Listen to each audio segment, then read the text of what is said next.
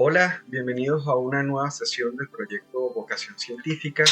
El día de hoy nos acompaña Víctor Muñoz. Víctor Muñoz es doctor en ciencias e investigador del Departamento de Física de la Universidad de Chile.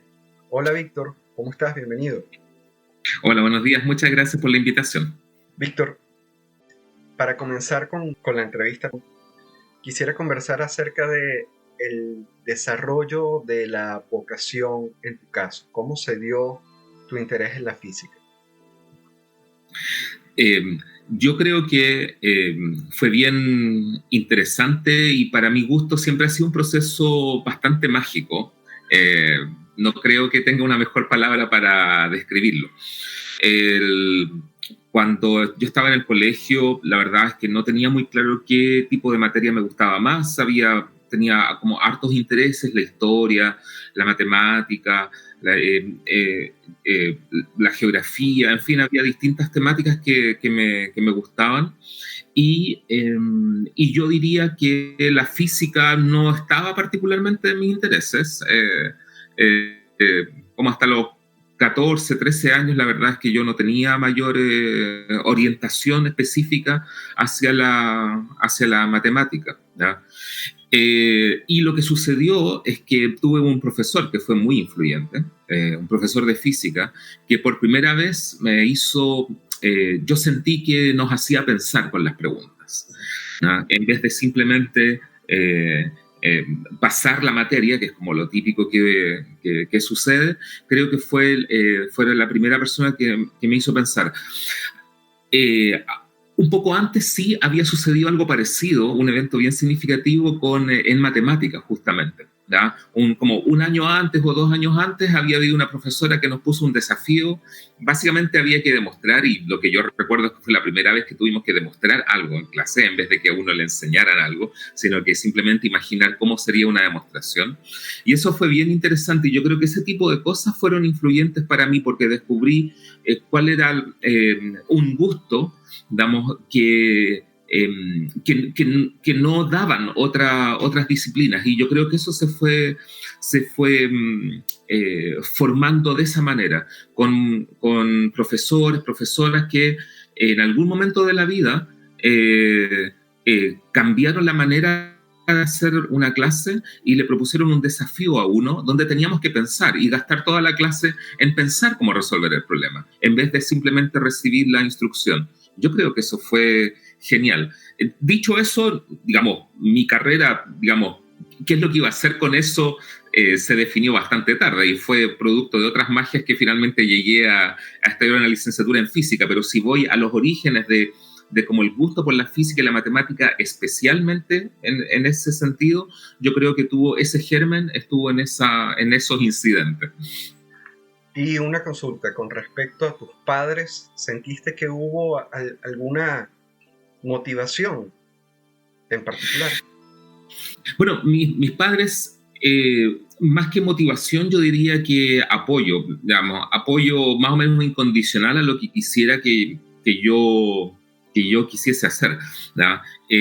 Ninguno de mis padres tuvo, o sea, ambos, mi mamá y mi papá tuvieron formación no universitaria, ¿ya? Entonces, no tenía una una influencia de ese tipo, de que hubieran estudiado una carrera universitaria, ¿ya? Pero aún así se habían formado bien y había hartos libros en mi casa. A mi mamá le gustaba, digamos, tener libros de distintos tipos y mi papá también.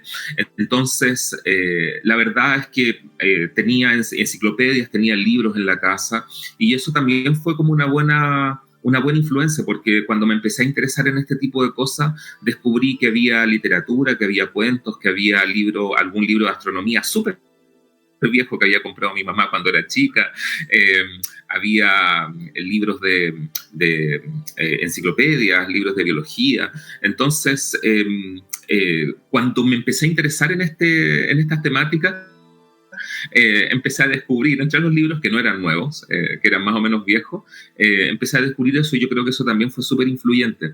Y lo que sucedió después es que cuando, digamos, decidí orientarme hacia la investigación en Chile, como me imagino que en muchos otros lugares, la carrera científica no es muy visible y tampoco es que sea lo más estándar cuando la gente le va bien en matemáticas, por ejemplo. Usualmente la gente piensa en ingeniería, si uno es bueno para la biología, entonces normalmente va a pensar en medicina y cosas así. Esas son como las carreras profesionales estándar, ¿ya? Y estudiar ciencia siempre ha sido outsider y no hubo ningún cuestionamiento de parte de ninguno de los dos. De verdad, no recuerdo ni siquiera que haya habido una conversación al respecto. O sea, una confianza absoluta en que si a mí me gustaba, y me gustaba mucho, era lo que tenía que hacer. De verdad, en ese sentido, un respaldo incondicional. Lo cual es un poco peligroso también, porque uno se siente, digamos, en retrospectiva pienso, hey, nadie estuvo ahí como para guiarme, para ponerme en problemas. De hecho, yo creo que la persona que me puso más en problemas, curiosamente, fue mi profesor de física. ¿Ya? Con todo lo que me gustaba la física y con lo influyente que había sido él en particular para desarrollar mi vocación por la física, fue él el que me hizo las preguntas incómodas y me decía, a lo mejor tú deberías estudiar ingeniería, ¿estás seguro? Y le puso una atención a la decisión que no esperaba porque digamos, debido a él, había tenido este desarrollo de la vocación.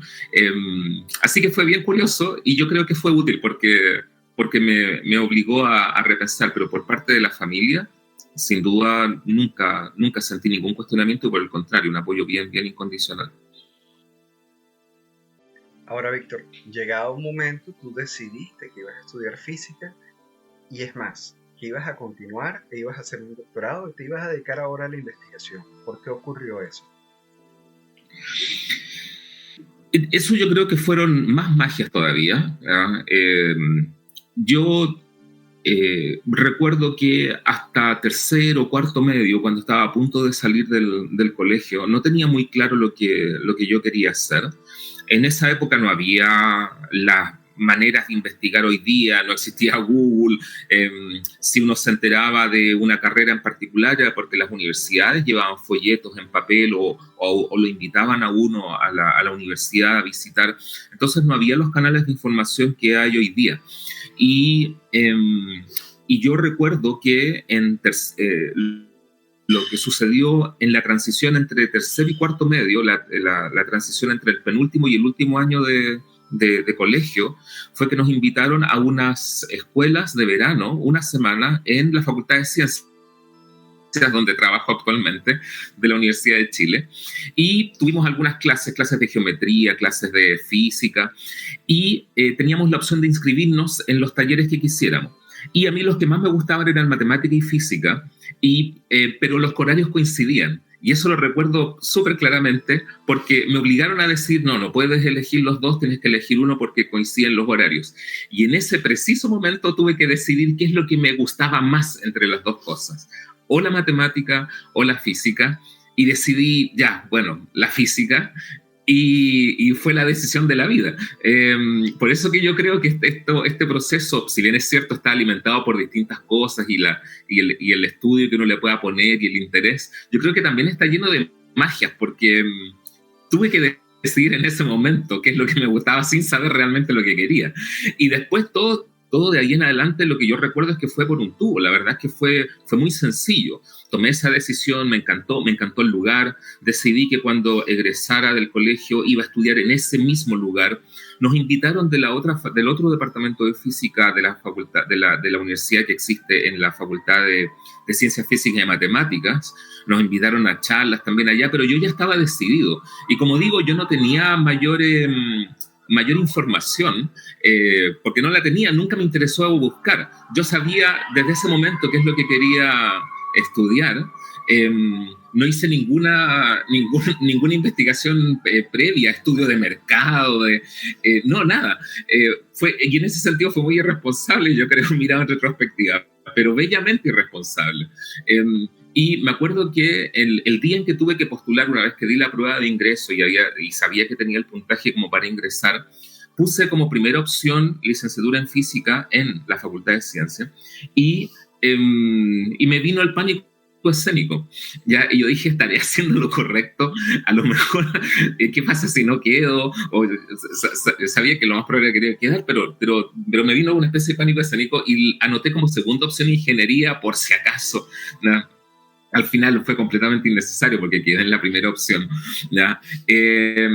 Pero eso como para graficar hasta qué punto no hubo ningún cuestionamiento, o sea, en algún momento fue completamente claro para mí lo que quería, ¿ya? Y aún no teniendo información y no habiendo hecho ningún estudio como de qué lugar podía ser mejor para estudiar tal o cual cosa, no, simplemente caí ahí, me encantó el lugar, la atmósfera, la gente, dije, esto me gusta y eso voy a estudiar y nunca hubo un cuestionamiento.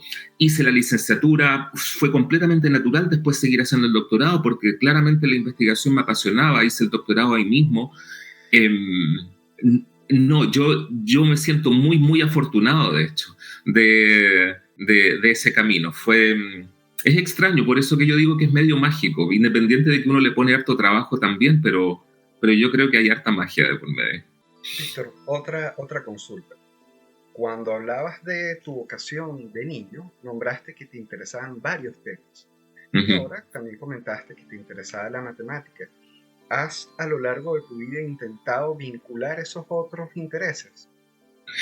Yo creo que sí, ¿ya? La verdad es que creo que siempre está en mi mente el hecho de que las disciplinas, y se lo digo mucho a mis estudiantes, yo creo que uno compartimentaliza el conocimiento porque no tiene otra manera de aprender. Es decir, uno tiene que concentrarse de alguna forma y le pone nombres a las disciplinas para poder, de alguna manera, entender, porque uno no puede, la mente no es capaz de entender todo al mismo tiempo, ¿ya? Entonces uno tiene que dividir el conocimiento o la experiencia humana en disciplinas distintas para poder abarcarlas. Pero ese proceso también involucra mucho cruce en algún momento y uno siempre tiene que tener eso en mente. De manera que yo soy un convencido de que uno en algún momento tiene que hacer esa integración y que desde luego la matemática y la física históricamente han nacido entrelazadas y yo creo que eso es un ejercicio que uno nunca debe dejar de hacer y mis estudiantes saben que soy muy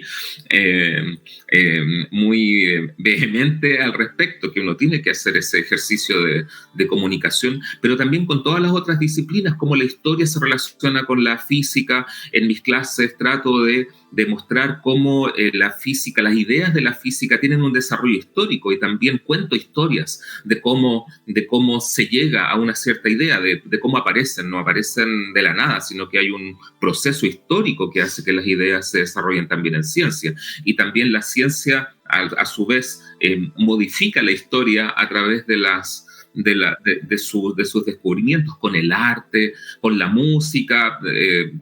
De repente me invitan a dar charlas sobre física y música, así que ya sea dentro de mi disciplina o dentro de mi quehacer normal, trato de mantener todos esos intereses vivos, porque yo creo que le da riqueza, más allá de lo que a uno se dedique específicamente. Creo que uno tiene que tratar de ser lo más amplio posible, de no vivir así como encerrado en su visión de mundo, y dentro de lo que uno puede hacer, con lo que alcanza en la vida, yo creo que uno tiene que ir picoteando de todo. Por lo menos eso es lo que me gusta, andar como picoteando en todas las disciplinas. Sí. Víctor, a partir de tu experiencia, ¿tú sientes que hay una estructura o un engranaje transgubernamental, transinstitucional, que cuide y fomente las vocaciones? No lo creo, ¿ya? Yo creo que hay harto trabajo que hacer. Es difícil también pensar hasta qué punto eso se puede dirigir, porque la vocación, para que lo sea, tiene que ser un llamado. Bueno, eso es lo que significa realmente la palabra, ¿verdad? Es un llamado, es una vocación, es un llamado a hacer algo, y eso es válido tanto para el arte, para la ciencia, para la vocación religiosa. O sea, cualquier cosa que uno quiere hacer, uno tiene que sentir ese llamado, ese fuego interno. Y la pregunta es, ¿hasta qué punto uno puede institucionalizar esa experiencia? Entonces, creo que tiene que haber un espacio siempre para esa cuestión interna, no... eh, eh, no dirigida que lo hace finalmente a uno querer dirigirse en una dirección. Dicho eso, digamos, yo creo que lo que uno puede institucionalizar son las maneras de conocer alternativas, ¿ya? Yo creo que en eso, ahora que tenemos más fuentes de información, eso ayuda muchísimo a saber qué alternativas tengo, a poder como definir, encontrar quizás de mejor manera la carrera que me gusta. Quizás en la época de uno, digamos, eso no era posible. Mucha gente, o sea, yo creo que tuve mucha suerte. O sea, yo digamos, no creo que sea un buen ejemplo como para replicar necesariamente. Me parece entretenida mi historia, pero yo creo que tuve mucha suerte, que fui muy afortunado de cómo se dieron las cosas. Uno perfectamente podría andar perdido por la vida buscando la carrera que le gusta y probando una y otra. Y yo creo que en eso ayuda como tener una cuestión de estatal, de gobierno, de instituciones que lo ayuden a uno a tomar esa decisión. Supongo que de repente me inquieta un poco que eso, digamos, tome la forma que se ha puesto de moda un poco la palabra empleabilidad. Creo que por mi carácter huye un poco de ese parámetro. Creo que lo peor que uno puede hacer para elegir la vocación es... esto va a quedar grabado, así que creo que lo peor que uno puede hacer para elegir una vocación es pensar en cuánto dinero o cuán fácil va a ser alcanzar cierto nivel de ingresos, que es como se mide el tema de la empleabilidad. Yo creo que no, yo creo que uno tiene que abstraerse de eso. Uno se puede convertir en una persona muy, muy triste eligiendo una carrera solamente por parámetros económicos. Sí, tu carrera además te da beneficio económico, está bien, pero yo creo que lo primero es la vocación, es el llamado, es ese fuego interno que te dice: hey, yo quiero ser ingeniero de verdad porque me gusta, me apasiona, quiero hacer cosas, quiero solucionar problemas reales, quiero ser médico porque quiero salvar vidas, quiero ayudar, no sé, quiero ser un aporte para la sociedad, o quiero ser sociólogo para entender los procesos, quiero ser científico, o no sé, digamos lo que sea, quiero ser artista porque quiero expresar lo que la sociedad necesita, qué sé yo, pero que sea ese el motivo, no el dinero que vas a ganar. Y yo creo que ahí se distorsiona un poco el debate. Comentaste ya a lo largo de la respuesta cuál es tu visión de la vocación. Y ahora me gustaría conocer cuál es tu definición de la ciencia y del científico. Yo creo que la ciencia... a veces se hace un símil que cae en el lugar común, pero creo que los lugares comunes son ciertos porque, o sea, existen porque son ciertos. Después se vuelven en lugares comunes, pero creo que el tema central es mantener esa curiosidad que es tan innata a la experiencia humana, ¿no? Hacerse preguntas, el querer entender el entorno, ¿no? Es algo que con lo que venimos cableados desde chicos. O sea, un niño se hace preguntas, un niño, una niña está explorando el mundo, conociendo, entendiendo quiénes son sus padres, su mamá, descubriendo sus juguetes, cuando descubren sus manos y se pasan todo el día mirándose las manos o los pies, o aprenden a caminar, a relacionarse con el espacio, y después cuando ya empiezan a hacer preguntas, cosa que todas las personas que tienen hijos pueden dar fe de que pasa esta época en que empiezan a preguntar un montón, ¿ya? Y yo creo que todos venimos con ese instinto de preguntarnos y de querer entender el entorno, y la ciencia en ese sentido y los científicos lo que hacen es convertir eso en algo sistemático, en cómo haces ese proceso que es completamente natural, que es súper instintivo, ¿ya? En algo sistemático. Entonces uno le pone reglas, uno inventa protocolos, por así decirlo, para responderse preguntas, porque uno se puede responder las preguntas de muchas maneras, pero una manera de responderse esas preguntas es cómo comprobar que esas preguntas, que esas respuestas son correctas. ¿Ya? Porque en ese sentido lo contrasto con la experiencia religiosa. Yo no creo que haya una contradicción fundamental entre ser religioso y ser científico, entre tener una mentalidad religiosa y una mentalidad científica, porque van en planos diferentes. Uno se puede responder una pregunta digamos, de una manera mística, de una manera religiosa, y pero eso necesita fe, ¿ya? Y en el caso de la ciencia uno trata de que esas respuestas sean comprobables experimentalmente por otras personas. Eso la fe no lo necesita, ¿da? Pero si yo juego el juego de que existe una realidad y esa realidad tiene ciertas reglas que puedo conocer, entonces tengo que ser capaz de dar respuestas, por ejemplo, hacer experimentos que otras personas puedan comprobar, ¿da? Y eso, al ponernos de acuerdo en que ese es el juego que vamos a jugar, a que yo no voy a decir cualquier cosa porque se me ocurre, sino que voy a decir algo solamente si otras personas en cualquier parte del mundo y época lo pueden comprobar también. Bueno, eso genera ciertas reglas que le terminamos llamando ciencia y es lo que hacemos los científicos. Pero es como una manera de encauzar esa curiosidad natural, encauzarla con ciertas reglas que nos permiten decir, hey, esto hasta donde podemos saber es cierto porque lo podemos comprobar. Si no lo podemos comprobar, quizás cae en otro ámbito de la experiencia humana, como digo, religiosa, metafísica, filosofía, en fin. Y como digo, yo no siento contradicciones, pero si jugamos a la ciencia, entonces, bueno, hay ciertas reglas que tenemos que cumplir para que otras personas, para que los conocimientos que nosotros declaramos sean comprobados por cualquier otra persona. Víctor, para vincular la definición del científico, me gustaría hacerte otra pregunta. Comentaste que cuando eras niño, tu profesora te colocó a hacer una demostración y yo quiero partir de ese evento para preguntarte en qué momento te sentiste científico. ¿Fue cuando hiciste esa demostración? ¿Fue cuando te graduaste de físico? ¿Fue cuando hiciste tu doctorado? ¿En qué momento te sentiste científico? ¿En qué momento se es científico?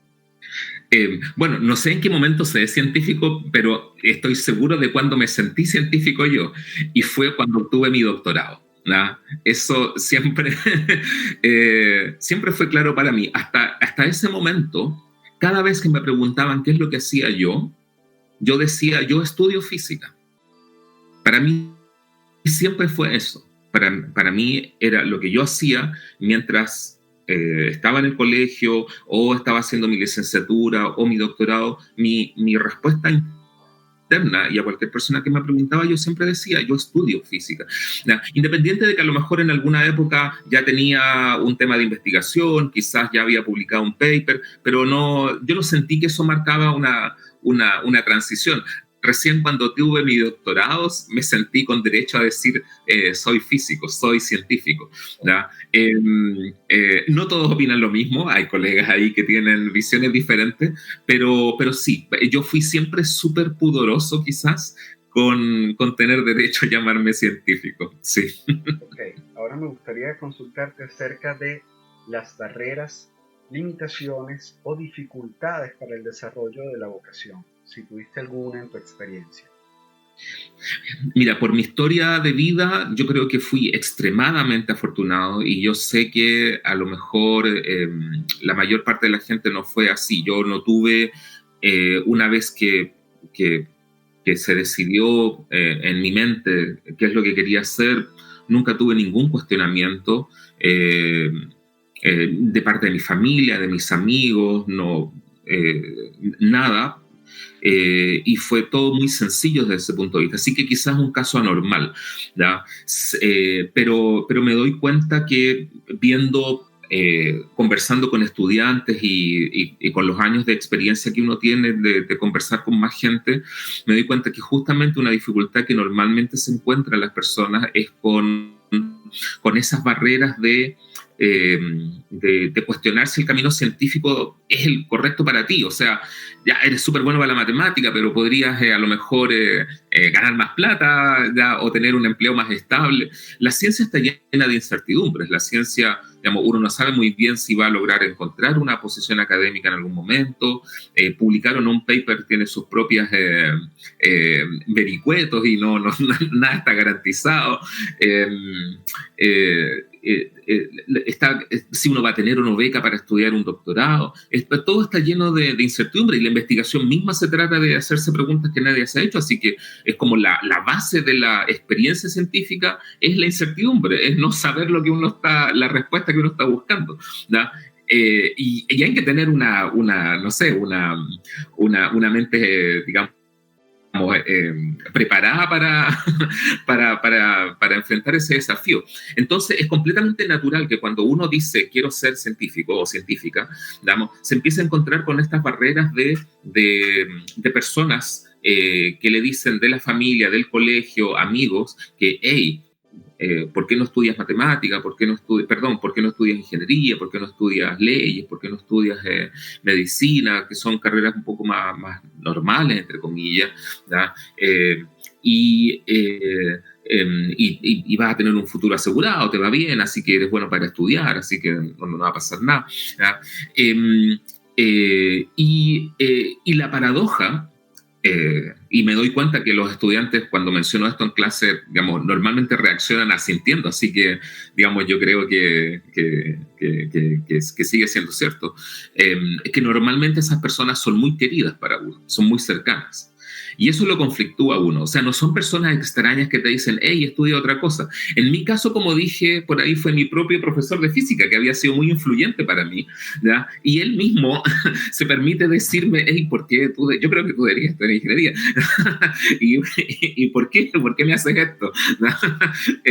Después tuve la oportunidad de hablar con él y bueno, ningún problema, pero fue un momento de tensión para mí, ¿ya? ¿Por qué? Entonces yo tenía que tener muy claro lo que quería. Pero a veces es algunos familiares, la mamá, el papá, un amigo, una compañera de colegio, ¿ya? Una amiga de toda la vida, ¿ya? Son normalmente personas cercanas que están ahí para decirle, hey, ¿estás seguro, estás segura que quieres estudiar ciencia? ¿Ya? Y eso obviamente que conflictúa, porque son personas que le importan cómo le va a uno, o sea, que lo quieren a uno, ¿ya? Y yo nunca he pensado que eso es de mala onda, de no apreciar el valor de la ciencia necesariamente. Por supuesto que puede haber algo de eso también, porque la ciencia también no es una experiencia cercana para muchas personas. Pero yo creo que hay una genuina preocupación también. De ese, ¿estás segura? ¿Estás seguro de que quieres hacer esto? ¿Ya? Y dice, hey, pero mamá, papá, ¿por qué me dices esto? Hermano, no sé. ¿Ya? Entonces yo creo que ahí están las grandes dificultades para desarrollar la vocación. Y lo otro que yo creo que tampoco ayuda es que por esto mismo que estamos hablando, a veces no tiene la ciencia mucho valor social, como la gente no conoce o a veces no aprecia mucho el valor de que una sociedad haga ciencia, también eso se ve reflejado en los presupuestos de la nación. Y si el financiamiento de la ciencia no es como muy claro, entonces es natural que surjan, además de todas las dificultades que estoy contando, además está el problema genuino que uno les dice, hey, ¿por qué tiene que ser tan difícil hacer ciencia en un país? ¿Ya? No están las condiciones, el presupuesto no sube tanto como suben otros presupuestos, ¿por qué cuesta tanto que suba un poquito los montos sobre las becas o hacer los proyectos de investigación? Y eso genera presiones también que de manera completamente comprensible, hacen que la gente se cuestione más de lo que debería hacer ciencia. No es una decisión muy fácil de tomar porque también hay estas presiones externas que son económicas y obviamente uno tiene que vivir, así que es comprensible hacerse esas preguntas. Uno no vive del aire. Víctor, ayer surgió un tema con otro físico, de hecho, que está hablando conmigo, y me gustaría Ajá. consultarte sobre esa experiencia porque me llamó la atención. Quisiera saber si tú has vivido eso o has sabido de eso. Él hablaba acerca de discriminación por parte de los pares. Pares científicos Pares, o pares... parecen Ujú. típicos. En el caso que él hablaba muy puntual, era durante un postdoctorado de los mentores hacia el estudiante que hacían que fueran, que abandonaran. Mm. Uf, ya. Ya, es un tema espinudo eso. Yo no recuerdo haberlo sentido en lo personal y de nuevo, creo que he sido una persona muy afortunada, pero la ciencia está hecha de personas. La ciencia la hacen personas y las personas son buenas y hostiles en todos los ámbitos de la vida y uno tiene que de alguna manera surfear en, en esas dificultades. Eh, a mí no, afortunadamente, digamos, mientras estuve haciendo mi doctorado y después no sentí hostilidad que me hiciera como cuestionarme el ambiente, pero uno se da cuenta después que va creciendo que sí existe esa situación, que hay estudiantes que lo viven desde mucho antes, hay ciertamente todo tipo de mentores, de tutores, que con algunos es muy sencillo trabajar, con otros es muy complejo. Yo hice mi postdoctorado, uno de mis postdoctorados lo hice en Japón y allá me contaban bueno, Japón tiene su propia sociedad muy jerárquica, entonces había tutores que hacían la vida realmente difícil a sus estudiantes y yo nuevamente fui muy afortunado porque yo estuve en un equipo de trabajo liderado por un investigador que tenía una manera muy horizontal de trabajar, nada de jerárquico, y era todo muy grato. Entonces, de verdad creo que fui afortunado también en ese sentido. Incluso en un país con una sociedad muy jerárquica, pude vivir en un ecosistema dentro del grupo de investigación en el que caí o en el que logré entrar, que fue muy grato, no tuve esa experiencia. Pero sí, y hay que estar atento a eso y desafortunadamente todas estas ideas que están como creciendo acerca de tener cuidado sobre la salud mental y cómo la vida de un investigador o investigadora, particularmente en ciencias, puede ser muy estresante de por sí, por la disciplina misma. Y si además uno vive en un ambiente hostil, en un laboratorio, con jefes o con compañeros digamos, que te crean un ambiente hostil, bueno, es doblemente difícil, así que seguro que existe. Ahora, también hay que tenerlo en perspectiva de que la naturaleza humana, como dije, es compleja y hay buenas hay personas buenas y personas hostiles en todas partes, ¿ya? Pero eso no releva la responsabilidad y yo creo que si uno tiene la oportunidad de cuestionárselo, hay que siempre mirar eh, el tipo de personas si uno quiere entrar a un grupo de investigación, tratar de entrar de trabajar con personas con las cuales uno va a estar bien trabajando humanamente, ¿ya? Creo que la calidad humana es muy importante para crear un ambiente de trabajo adecuado, primero, y segundo, para que la investigación florezca de manera sana. Ya trabajar en ciencia tiene varios sufrimientos porque, como digo, el financiamiento de repente no es claro, eh, la razón de ser de la ciencia es hacerse preguntas que no están respondidas, así que está en la base de ser científico el vivir en esa incertidumbre.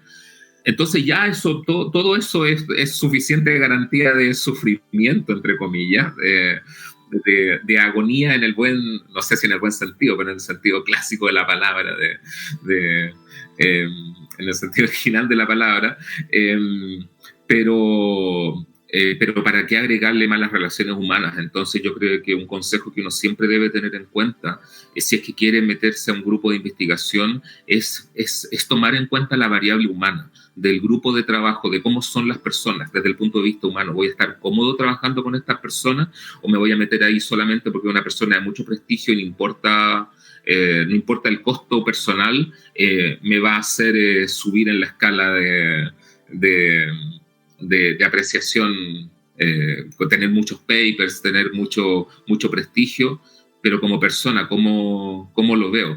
Yo creo que eso es fundamental y que uno no debe sacrificar porque hay suficientes razones para pasarlo mal, ¿verdad?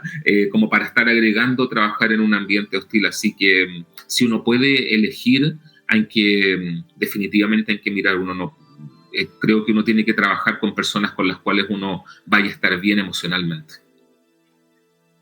Víctor, en varios momentos cuando estabas hablando de la vocación, nombraste a la curiosidad, sobre todo la curiosidad guiada, como un factor importante en tu vida. A mí me interesa hallar un perfil del científico. ¿Tú crees que hay características diferenciadoras del científico que puedan ser identificadas, así como comentaste la curiosidad varias veces? Uh-huh. Sí, yo creo que, bueno, hay científicos de distinto tipo. Hay gente más organizada, menos organizada, así que no sé si eso es una característica que defina. Pero creo que la curiosidad el amor por el conocimiento debería ser una característica bien importante. Yo creo que el tener ganas de hacerse preguntas, el no olvidar el niño o la niña que uno fue y eh, eh, mantener esa llama de hacerse preguntas y de querer respondérselas de alguna forma. A veces es leyendo, a veces es pensando, a veces es preguntando, ¿da? De tener esas preguntas y dejarlas fluir. Yo creo que eso es lo esencial. También se necesita para trabajar en ciencia tener ese rigor mental, ¿da? Porque como tú bien lo dijiste, es una curiosidad, pero no desbocada, o puede ser desbocada, pero tiene que ser de alguna manera dirigida, sistematizada de alguna forma, ¿da? Entonces para eso uno necesita rigor, y particularmente en física eso se nota. Uno necesita pensar matemáticamente, ser riguroso, ser rigurosa, tener esa claridad mental de poder trabajar sistemáticamente, de si uno trabaja con un laboratorio, en un experimento, hacer ese experimento, controlar bien las variables, pensar organizadamente. Ahora eso tiene muchos sabores, porque hay personas que se organizan de distinta manera y tienen distintos sistemas de organización, pero tener algún tipo de organización, eso yo creo que también es definitorio. Y también yo creo que algo que es relevante es tener, yo creo que resiliencia o paciencia o temperamento de decir, porque las cosas normalmente no resultan fácilmente en la vida. O sea, no estoy diciendo ninguna gran verdad revelada. O sea, yo creo que todos lo experimentamos, nada es realmente fácil, ¿ya? Pero en ciencia, insisto, como estamos respondiendo preguntas, tratando de hacer preguntas que nadie se ha hecho y de responder preguntas que nadie ha respondido, entonces, naturalmente, que hay dificultades desde el principio. O sea, a veces ni siquiera sabemos si la pregunta vale la pena y a veces ni siquiera sabemos si la respuesta la vamos a encontrar, ¿da? ¿Qué más miedo que eso? Es vacío, es oscuridad, es pura incertidumbre por delante. Y si uno no tiene ese carácter que le dice a uno, hey, me voy a pasar 2 años, 3 años, un doctorado completo, o me voy a pasar la vida tratando de responder una pregunta, un subconjunto de preguntas, hay que tener una mentalidad preparada para eso también, ¿ya? Eso no significa necesariamente hacerse la misma pregunta toda la vida, ¿ya? Yo en lo personal he ido cambiando un poco mis temas de investigación y eso siento que me mantiene a mí con la mente alerta, ¿ya? Pero de todas maneras, en algún tiempo de la vida, por algún lapso de tiempo en la vida, uno está concentrado en determinado tema de investigación. Y hacer eso, a pesar de que las cosas fallen y perseverar, también es una característica que uno como científico o científica tiene que tener en una buena cantidad. Víctor, me gustó que hayas comenzado a hablar al principio de la pregunta con la física, porque justo quería consultarte por las razones por las cuales vale la pena estudiar física.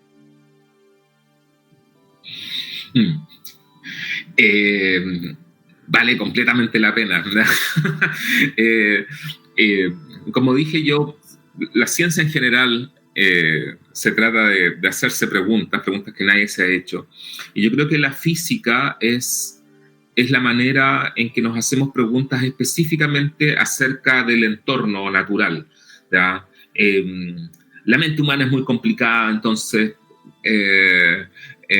tiene sus propias complicaciones y necesita una disciplina distinta, o los seres vivos también tienen sus propias complicaciones, y por mucho que hay mucha investigación interdisciplinaria, también en principio la física se mantuvo alejada de eso. Hoy en día está más entretenido, está más cruzado los puentes, ¿ya? Pero al menos como inicialmente partió, digamos, la física ha buscado entender el universo, y eso significa en distintas escalas, entender el universo a escala macroscópica, el comienzo del universo, el Big Bang, cómo se forman las galaxias, por qué las estrellas brillan, etcétera. Entenderlo a escala microscópica, cómo funcionan los átomos, por qué la tabla periódica es como es, qué propiedades tiene un electrón, en fin, qué otras partículas existen que no hayamos conocido, qué leyes gobiernan a las partículas, qué leyes gobiernan la caída de una manzana, ¿ya?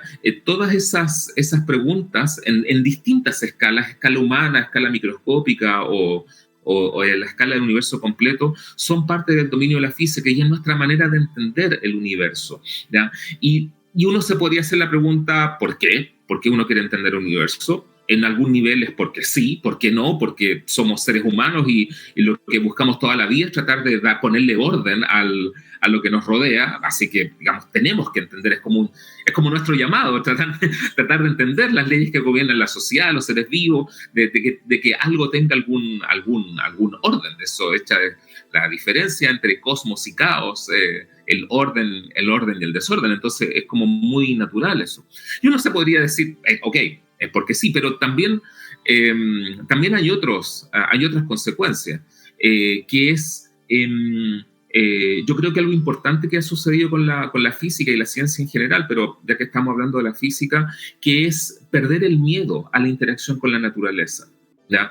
O sea, en la medida que hemos aprendido más sobre la naturaleza, le perdemos el miedo a la naturaleza, ¿ya? Por ejemplo, vivíamos en las cavernas, entonces de repente llueve y no entendemos por qué llueve, entonces es miedo. De repente cae un rayo y se incendia el bosque en el que vivimos, y miedo. O tenemos un volcán que de repente hace erupción, y miedo.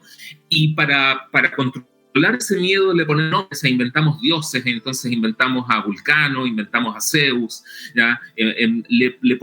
Para tratar de entender por qué sucede esto, por qué cae un rayo, por qué explota un volcán de repente, por qué de repente se mueve la Tierra, por qué se oscurece, por qué hay eclipses, y todo esto nos genera miedo, y sabemos históricamente que era fuente de miedo. Cuando pasaba un cometa era una señal de mal augurio, en fin, ¿ya?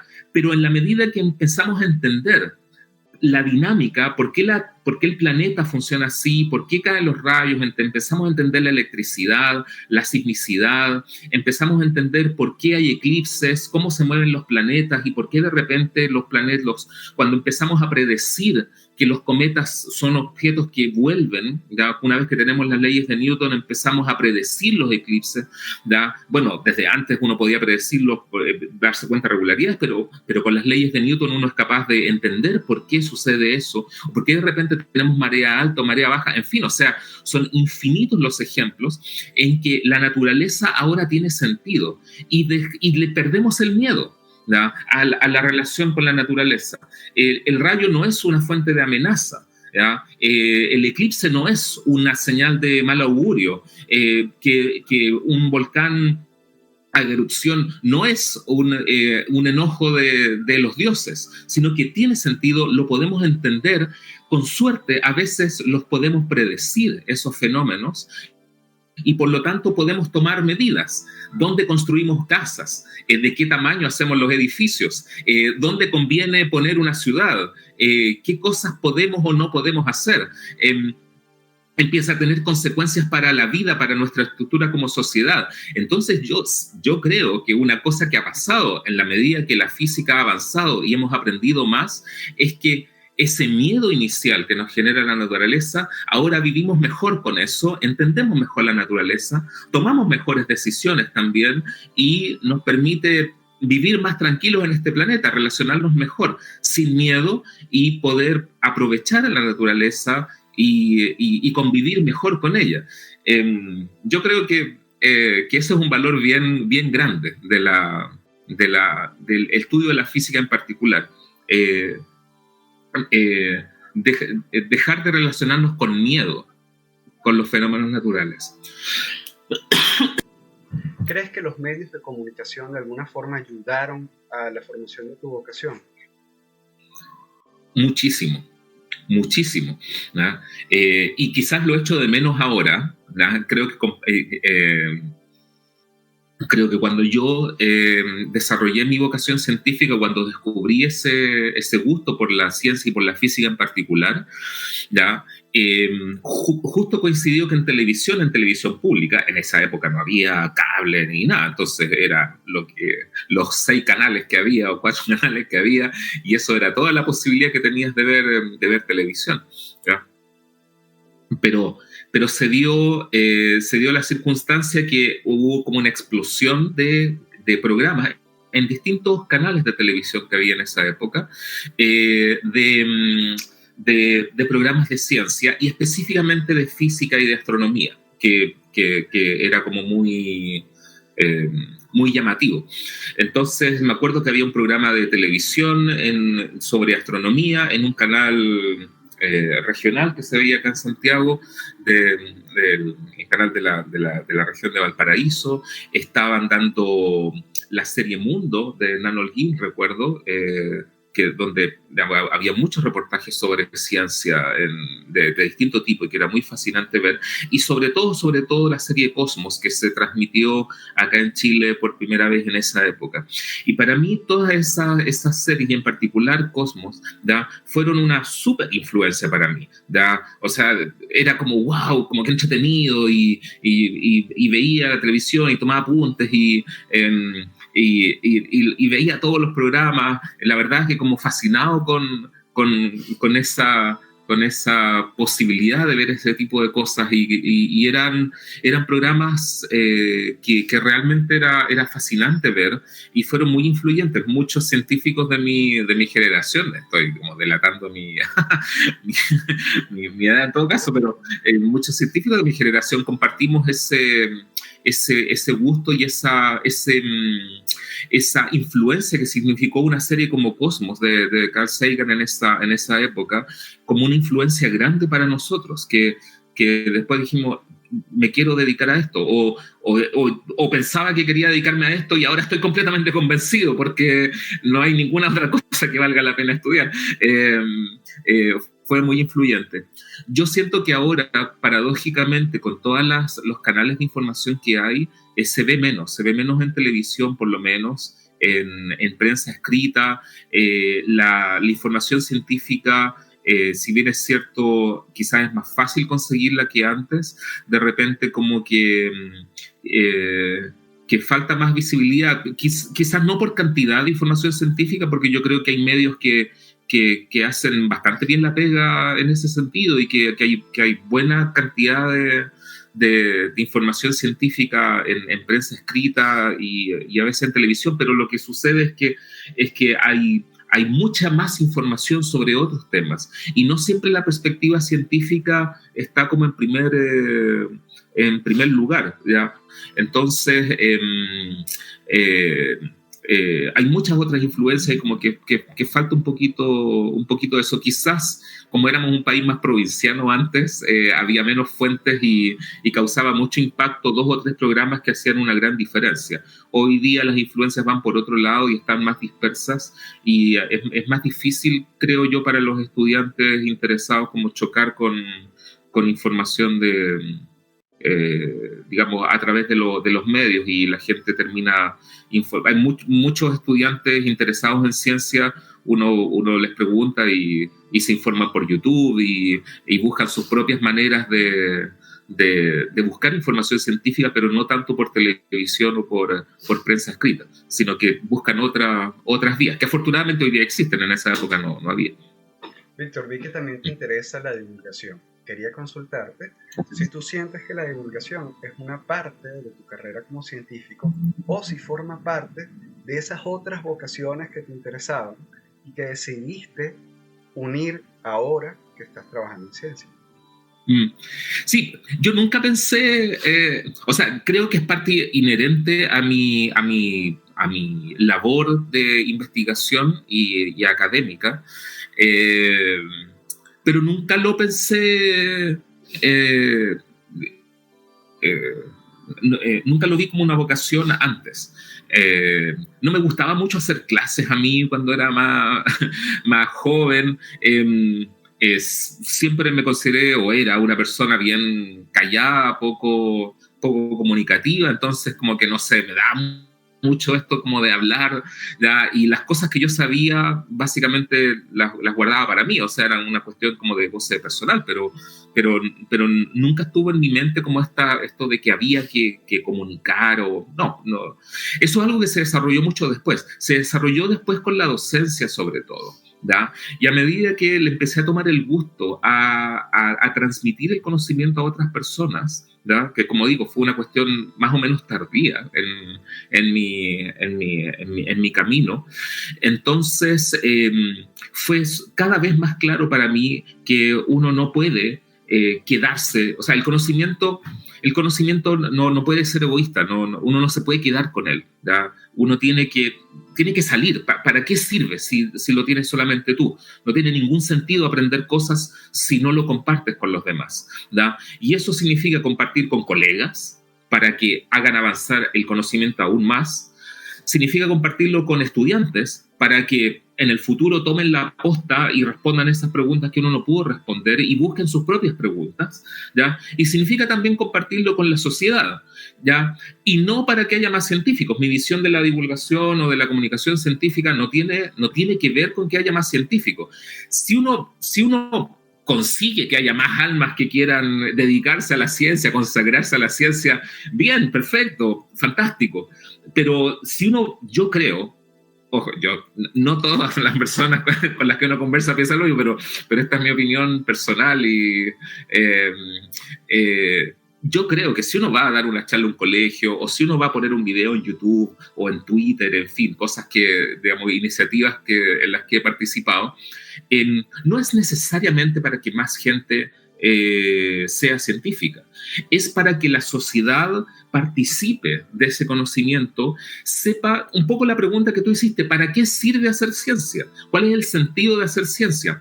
La sociedad tiene completo derecho a cuestionarse, para ser completamente práctico: ¿por qué le tengo que pasar plata a los científicos en forma de impuestos para que jueguen sus juegos autorreferentes? ¿Ya? Para que jueguen estos juegos autorreferentes de, de satisfacción intelectual personal, ¿verdad? ¿Por qué debería pasarle plata a los científicos y científicas en forma de impuestos para eso? Tienen todo el derecho a cuestionarnos eso, ¿verdad?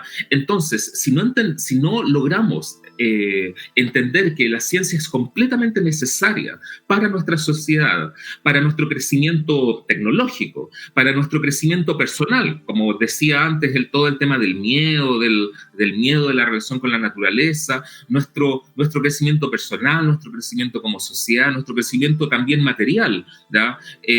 Si no entendemos cómo la ciencia tiene que ver con eso, entonces no estamos haciendo bien el trabajo. Y por eso que yo creo que la comunicación científica es tan importante, porque necesitamos que de alguna manera se forme como ese ensamblaje con la sociedad a gran escala, de manera que haya más personas que estén dispuestas a pagar sus impuestos felizmente para hacer ciencia, que haya más familias que estén ok, ya, con que sus hijos o hijas sean científicas o científicos, con que cuando se hacen políticas públicas se considere la opinión científica para tomar esas medidas. Hay muchos ámbitos en la sociedad en que es relevante. Uno no aspira a que la ciencia tenga todas las respuestas, pero uno cree que la ciencia tiene respuestas a algunas cosas y que cuando en los ámbitos en que tiene respuestas, eso sea considerado, ¿ya? Entonces, es demasiado importante y por eso que todas estas esta labor de comunicación científica, creo que es súper importante que uno se la tome con la importancia que debe, porque no se trata de tener más científicas y científicos solamente. ¿Ya? Si funciona, bien, pero se trata sobre todo de que haya más personas que comprendan lo importante que es que una sociedad haga ciencia, que la humanidad haga ciencia, ¿ya? Por todas estas razones y otras que seguramente se me escapan. Víctor, me gustaría precisamente abrir un espacio para que las personas conozcan tu trabajo dentro del Departamento de Física. ¿Estás trabajando en algún proyecto en este momento que pudieses comentar? Bueno, mi área de investigación tiene dos ramas. Uno es el área de física de plasmas, en particular plasmas en ambientes espaciales y astrofísicos. ¿De qué se trata eso? Eso se trata de los plasmas son un cierto estado de la materia que uno podría decir que es un gas ionizado. Cuando un gas tiene suficiente temperatura, por ejemplo, o le pone mucha energía, entonces los electrones salen de los átomos y en vez de un gas normal le queda a uno una sopa de partículas cargadas positivas y negativamente. La gracia de esta sopa, la razón por la cual uno no le llama simplemente gas ionizado y inventa este otro nombre así de fantasía y le llama plasma, es porque cuando un sistema tiene esas propiedades, esas características, responde de manera completamente diferente ante estímulos externos y, por ejemplo, empieza a responder a campos electromagnéticos, se producen corrientes internas que hacen que la dinámica sea distinta y uno necesita otras ecuaciones y otra descripción. Y por ejemplo, el Sol es una bola de plasma y hay plasmas en un montón de ambientes astrofísicos y espaciales. De hecho, la mayor cantidad de materia visible en el universo es en estado de plasma. Así que es un campo muy bonito de investigar. Y yo en particular lo que he hecho es estudiar propagación de ondas y otros fenómenos no lineales en ambientes de plasmas astrofísicos o espaciales, estrellas de neutrones, viento solar, cosas de ese tipo. Así que por ahí es como un carril de investigación que fue como empezó mi trabajo de tesis, de hecho, y lo he ido continuando en colaboración con muchas otras personas muy, muy habilosas que a uno le toca conocer también, ¿ya? Y la otra línea de investigación tiene que ver con sistemas complejos, donde nos hemos interesado en entender, es un tipo de investigación más interdisciplinaria, donde uno se pregunta qué puede aportar la física a la comprensión de fenómenos que tradicionalmente no parecen del dominio de la física, como por ejemplo entender cómo se mueve un cardumen de peces o el caos en el tránsito vehicular, o a lo mejor pensar en terremotos o cómo de alguna manera la naturaleza se organiza, ¿no? De ciertas maneras, la riqueza, cómo se distribuye. Uno puede entender un sistema social o un sistema económico usando las mismas leyes de la física, y es toda una línea de investigación muy, muy entretenida. Actualmente estamos haciendo investigación con colegas y con estudiantes que tiene que ver con sismos, que tiene que ver con tratar de entender la dinámica de conversaciones en Twitter, o por ahí tratar de aplicar las mismas herramientas para entender la luminosidad de estrellas y ver si las podemos clasificar, estrellas variables de distintos tipos. O las manchas solares, si uno puede usar las mismas reglas que uno usa para estudiar sismos, si uno las puede aplicar a manchas solares. En fin, es toda una investigación que cruza distintos ámbitos de manera un poco desordenada. En ese sentido, identifica mucho mi manera de pensar, porque, como hablamos al principio, me gusta esto de pensar que todo tiene relación con todo de alguna forma y que son compartimentos que son útiles, pero que después uno tiene que sobrepasar los compartimentos, ¿ya? Y está toda esta investigación en complejidad, hablando de caos, de fractales, de redes complejas, en fin, y aplicado a sistemas que tienen que ver con la física, con la biología, con la sociedad, con sistemas sociales. Ha sido como muy fascinante, y allí tenemos un buen grupo de trabajo, y de colegas con los cuales, o las cuales colaboramos, y que de verdad ha sido como muy fascinante entrar a eso. Así que vivo entre esos dos mundos actualmente. Excelente. Víctor, antes de cerrar, quería preguntarte si hay algo que te gustaría agregar, que no te haya preguntado y que tú quieras comentar acerca de la vocación y tu experiencia. Sí, gracias. Yo creo que el fenómeno de la vocación científica, como de cualquier vocación, de cualquier actividad humana, es básicamente un problema de pasión, ¿ya? Por eso que también uso la palabra magia, y creo que la pasión es importante. Por cierto, uno tiene que ser práctico también, y uno tiene que vivir de eso, así que, digamos, hay una variable ahí que es relevante, pero yo creo que uno tiene que saber pesar este tipo de variables adecuadamente. Lo esencial es la pasión. O sea, si uno se quiere dedicar a algo, tiene que apasionarse por eso. No puede haber medias tintas con eso. La vida es demasiado larga y hay demasiadas razones para pasarlo mal. Nos enfermamos, tenemos pandemia, la gente, digamos, hay desigualdades sociales, los fenómenos naturales nos agobian, en fin, hay guerras, en fin, hay suficientes razones, digamos, que nos torturan de alguna manera, ¿da?, en nuestra vida, ¿da? Y si uno cree que puede hacer algún aporte a la sociedad para que sea mejor en algún sentido, para que sea más culta, para que piense más, para que exprese sus sentimientos, para que escuche música que te llena el alma, para ver un cuadro que te inspira, para hacer ciencia que te mejora la vida, o construir un puente que va a solucionar un problema en una comunidad particular, o entender las reglas económicas para mejorar justamente cómo se distribuye la riqueza. Cualquier cosa que sea que tú hagas, si crees que puedes mejorar a la sociedad y ser tú feliz haciéndolo, tiene que involucrar pasión, ¿da? Así que esa es la razón. Si te vas a dedicar a la ciencia, tiene que ser guiado básicamente por la pasión, así como con cualquier otra cosa, ¿da?